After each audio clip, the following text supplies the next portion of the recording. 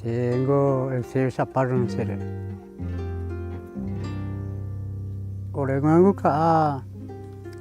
que tamba y proceso.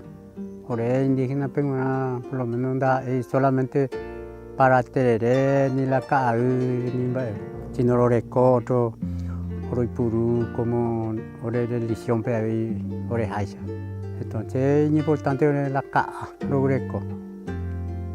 Aunque ni puna que lo por lo menos lo ya por proyecto porque hoy no puedo oreja lo ya por proyecto que tú hagas chance en la caña tiene pero ahí de acuerdo entero vea se familia acuerda entero. Huirá Paraguay tiene un proyecto que está llevando a cabo con productores de la zona de Alto Verá.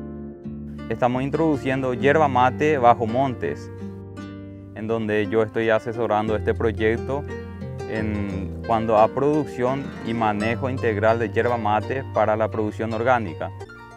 Lo greco no pesa roño que está mía tú y por eso te ves solamente hay agua solamente la antes ya cae antes la tamino greco no puedo saber que yo por eso está ahora o sea ya está un recurso y ni hay ahora para la familia ya.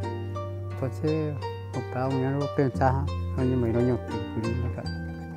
La producción orgánica tiene un nicho de mercado en donde la materia prima escasea. No hay suficiente producto orgánico, hay mercado.